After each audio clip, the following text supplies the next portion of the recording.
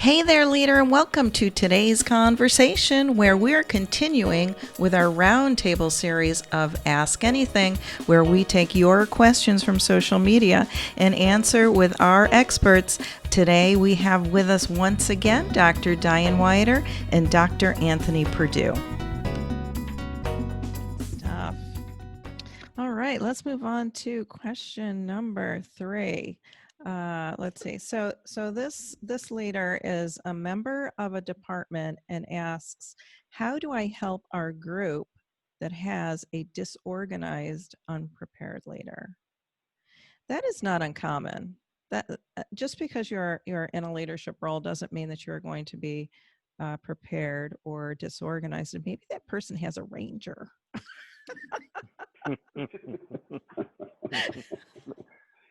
Maybe they took the same assessment you did. But it is that perception. So it goes, to you, Dr. Perdue, about, how are we aligning with how we're being perceived? And then, my first thought about that is this leader used, "How do I help our group?" And, my first thinking is it a group or is it a team? And as a team, do you have a common goal? And if you are a team, psychological safety is so important. It's important with individuals in a coaching session. It's important with organizations. It's important for teams, to be able to have that vulnerability to have conversations around what you're experiencing with your leader. And so, when I think about that, it's is this person open to having a conversation? Has that psychological safety, which oftentimes goes by the wayside because people don't think they need it. But it is truly uh, part of being an efficient, effective, and well-producing team. So I'd love to get your thoughts about having an unprepared, disorganized leader and how somebody can help with that.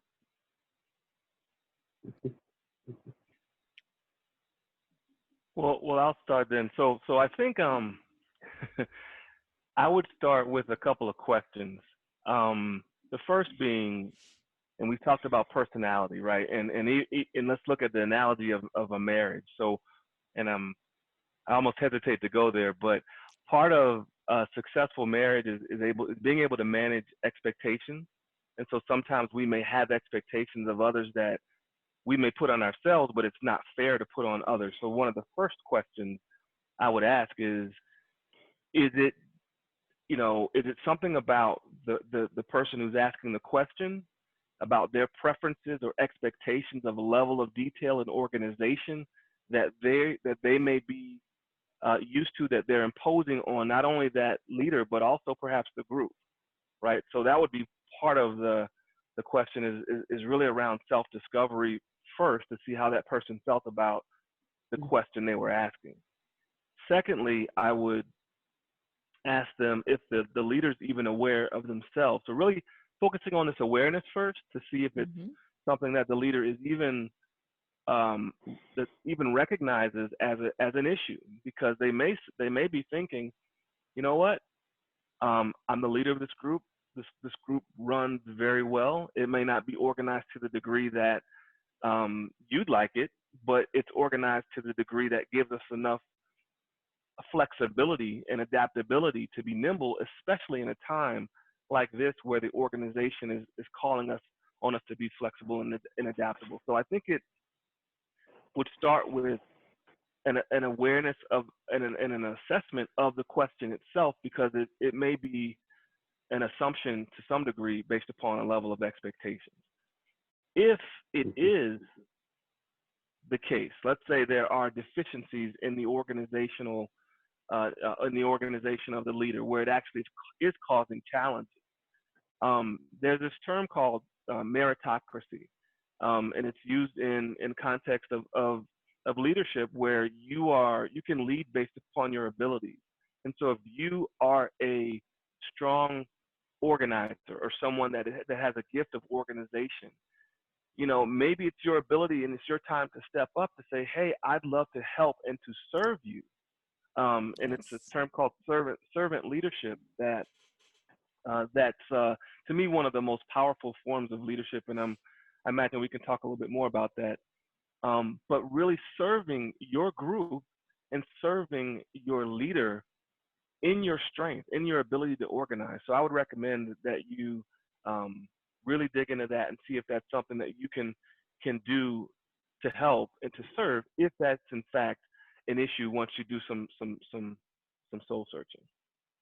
Yeah, it's been my experience that leaders of organizations, groups, teams, they often feel like they can't step up and in, or they can't ask the question, how can I serve you? How can, if they're thinking that leader is leader and the leader is the end all be all, that is false. Because we are all, if there is a common goal, a common mission, a common vision, then we should be stepping in and serving, regardless of that rank or hierarchy where a leader falls. And Dr. Wiater, you talked all about expectations, in your show with me, and so I'd love to hear maybe some of your thoughts around, a disorganized leader, unprepared leader, and perhaps how that person could be served. Yeah, I think a first thing is that, just as we were talking about, really understanding what's going on. I mean, if I'm aware and I'm dissatisfied, gosh, this is an old management concept of whose ox is gored, who has the power to actually make the change. And oftentimes the person, who has the motivation to make the change isn't necessarily the one who has the power to make the change. However, I would say that first, there's more and more research that's coming out about this follower-leader relationship, where it's a partnership and how integrated and integral each one is to the other. So just as Dr. Perdue was talking about the expectations, like I might have an expectation that a leader function in a particular way, what's that psychological agreement? What's the actual agreement? What's the understanding about how that works? That leader very well may be functioning in a strength which is completely aggravating to that individual. And so now we back up even further, going to, is this a group or a team, and what are we trying to accomplish? And is this really a hindrance into what's trying to be, what the goals are and what the organization's trying to accomplish, or is it actually a strength in some other area because of what's happening, and it just happens to be a real irritant to this individual? So, and not to say that the leader shouldn't make changes or adjust, but really understanding where that root comes from of it in the situation, and really, again, acknowledging that you can have that relationship possibly of being able to speak into that or ask the questions. I think that we are learning more as followers that it's okay to ask questions, that I need to ask questions, and that if I really am in this with you, that you need me to ask questions. So I'm not sure I'm answering your question in that regard, but I think about those things, that it is critical to really be able to step in and take a risk. If you're so uncomfortable that it's irritating you, and maybe even creating a rift, at least in your relationship with that leader, then it certainly needs to be addressed. And approaching them with a question, or approaching them with, how can I serve you, is going to help the situation. Definitely. It may not be the fastest result, so to speak, but it can go to that. And it's interesting because we're talking about this whole area of awareness, which, is it, and I ask this question a lot, is it awareness that creates the desire to change, or is it the desire to change that creates awareness? Wow. And I do. That's one of my head questions. So, Yes. but anyway, when you're looking at it, so you have this individual who's dissatisfied and obviously wants some change. I think asking those questions, how can I serve you? What is it that you need of me? And really hearing what the leader might need that may have nothing to do with what you would like it to have something to do with. But if you really want to serve that leader, then being in a place of following through with what their request is of you will help even just your relationship and building trust. Yes, building trust, Yeah. so important. Yes. All right, that was great. Thank you. We have our next question that is, hold on a second. I guess my other papers are on the printer. Let me look over here. It's your show. Take your time. That's right. Okay, our next. You need a producer. That's right. I do. Let's see. So our next two questions is from an entrepreneur who is asking how to develop business and/or consulting models. So that's the first question. We can answer them individually or together. So how does this entrepreneur develop business or consulting models? And then how or when should somebody create products from their services? Yeah. And I think these are questions that, entrepreneurs, especially, they struggle with, what order do we do things in? Are we just going on, maybe what others are doing? Do we look at, again, our strengths and where we're strong in and what we can provide? And, so this is, a great question for somebody who is just, and from what they wrote, I feel like they're just starting. Yeah. And that's a space that that I think we should spend some time and give some direction here. Well, I would say a couple things, and I would start with perhaps leveraging some models to eventually get to a point where you can create models. So one of the first things is, and I imagine this person or they have a business plan. When I've done business coaching as well, I'm actually a certified business coach. I've had my clients use what's called a lean canvas, and it's a one pager of your business plan. It's why you are, what's your mission, and who are your target clients. What's your short-term goals? What are your products and services, and then from a financial perspective, what is it going to cost to be able to produce this? But in doing the lean canvas, part of what you want to be able to do, and Kelly, you alluded to this, is how do you prioritize because if you're only one person or two people, you have limited resources, limited time, limited money. So so coming up with a strategy, and I think really being able to, if you know your purpose or mission, your values and your vision, where you want to take the company, being able to set medium-term goals, let's say a year, where you want to go. And then I would leverage tools such as the SWOT analysis, strengths, weaknesses, opportunities, threats, as well as something called SOAR, which is SOAR, which is strengths, opportunities, aspirations, and results. And with that, you can get more granular about where you're trying to go specifically. So you can say, a year from now, I want to have these measurable goals in whatever business you have, whether it be number of customers, whether it be number of products sold, books sold, whatever that product is. And so part of that, once you understand the measurable result you want, then it's about creating a strategy on how to get there.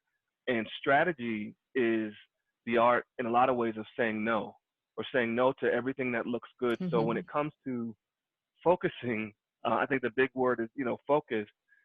I would say, depending on where you are with your SWOT analysis, what your strengths and weaknesses, opportunities are, and potential threats, and your results, then you can focus on those things that are going to give you the biggest return for the lowest investment risk or time.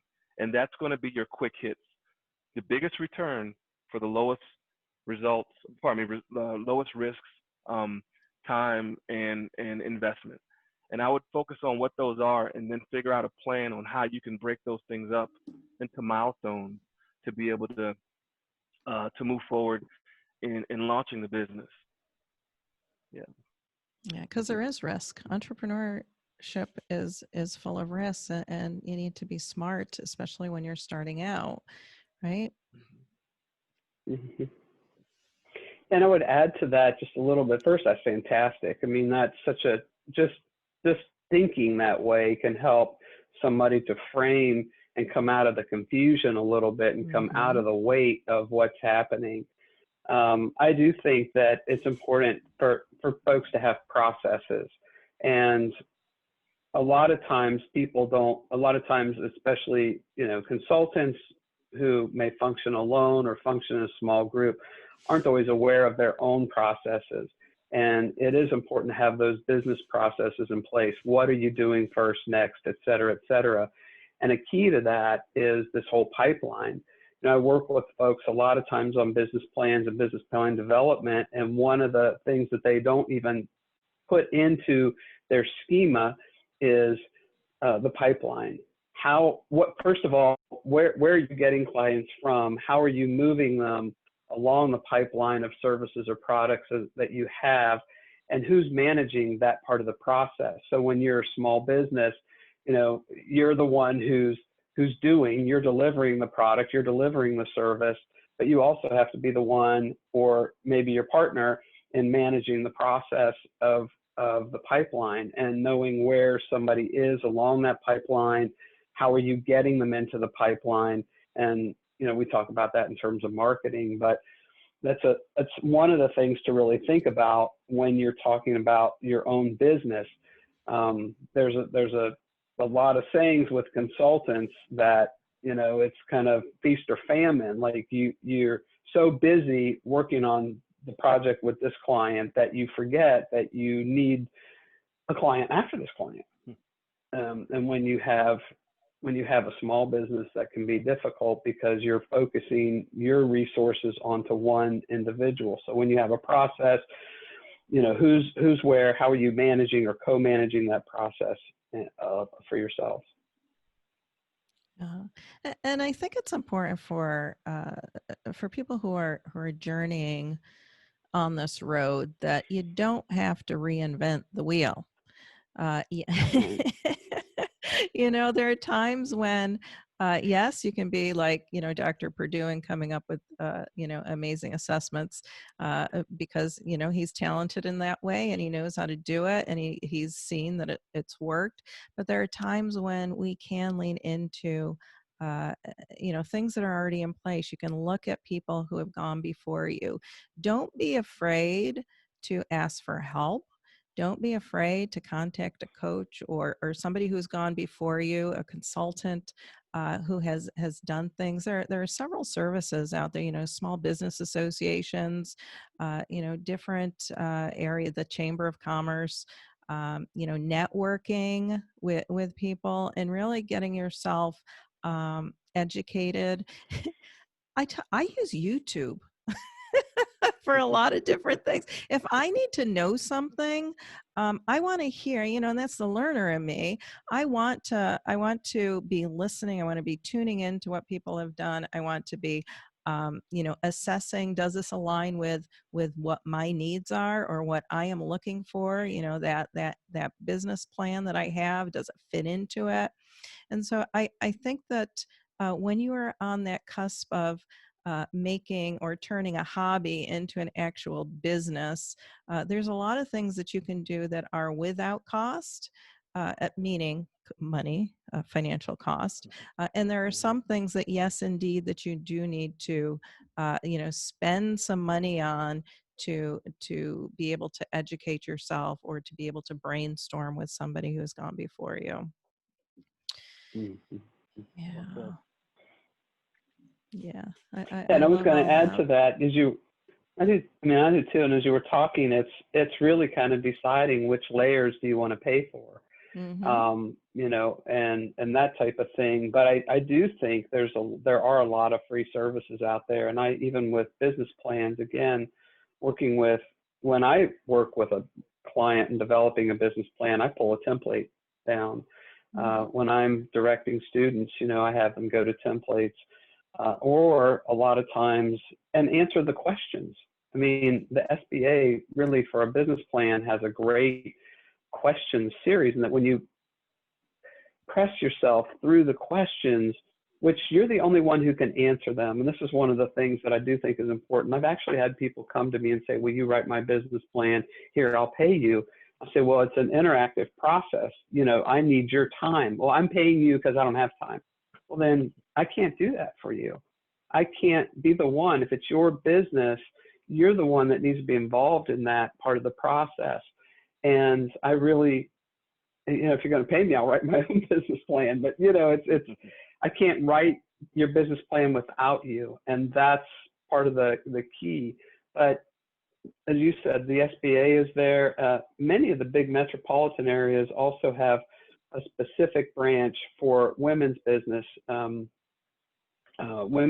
Women's business. So they have a division of the small business that is for women in business. So if that's where you are, that's a place I would really lean into a little bit as well.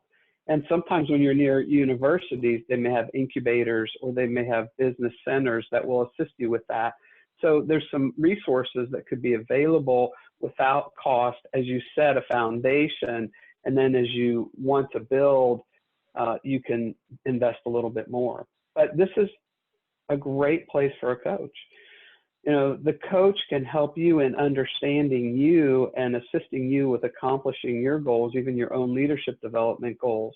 I mean, one of the things that I think about in this whole thing are two principles I learned at McDonald's. And one is staff to the level that you want to grow.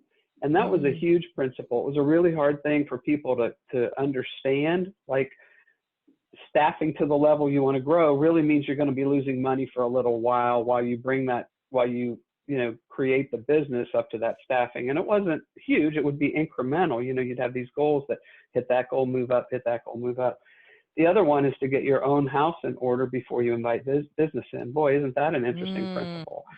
But that was a McDonald's. It's written kind of when you're looking at business growth, it's one of those things, like, are the things in your own house in order? Do you have your processes in place? Do you have enough employees? Do you have your systems down? So to what this person's asking, do you know what those systems are? Have you developed them for yourself? And do you have them in place? So for us as coaches and consultants, do we have our welcome packets? Do we have our letters that we might be using that just might need to be tweaked? So when this person's asking this question about what is, do they have those processes in place, and do they have their products developed to the point that they can, sell them, and do they have a supply? If they're going to sell them, are they going to run out? I mean, so anyway, enough of that, but it's looking at the processes, looking at that for yourself, and maybe that's where you need the help as to, how am I going to do this? What does this look like? What's it going to look like if a client comes to me for a business or comes to me for a product? How am I going to walk through this with them? What's them? What's me? What's us? So I think that getting your house in order and understanding that piece is imperative, but then understanding yourself and that leader role that you have in the process, that part of your own development. And it's a great place for a coach. Even if you're going to get other services free, having a coach help you with you is huge, especially in these moments. Matter of fact, I just had an individual I'm aware of who built a business plan and was talking about, as they get it off the ground, I said, I can't encourage you enough to go get a coach for your team before you even become a team, because this will help to set a huge foundation for you and your functioning. Yeah. And I think it's important also just to tag on to that, is to know who are you serving, because how can Mhm. we develop uh, our organization? How can we develop services? How can we develop products for are we just going to do it, I'll say, willy-nilly? Because so many times that's how people operate. But if you're going to be strategic, if you have that strategic mindset, it's like, understand who is your audience, who are you serving, and then who are you as a person, because we bring ourselves into our business. We are our Mhm. business. And so who are we, what are we capable of, who are we serving? All those questions have to come and be answered before we step into actually operations, if you will, of our business. And Mhm. sometimes that's done um, by default or design. And I prefer to do things by design if I'm able to. And, all the things that you, Dr. Perdue, said, as well as you, Dr. Wiater, are all, feeding into what we need to do. There's all this pre-work before we get to the work. And I think allowing Mhm. yourself permission to just do that pre-work is important. Mhm. Yeah. Mhm. Well, and this a plug here, but it's true. Like, this is a great space for even just a Clifton team assessment, to understand the strengths of your team as you're getting started, to see how they function and what each one, really how they function best and what each one brings to the table. So that's That's great information. That's all the time we have for today's conversation. Tune in next time for more on the Roundtable series, where we're answering your questions with Dr. Diane Wiater and Dr. Anthony Perdue.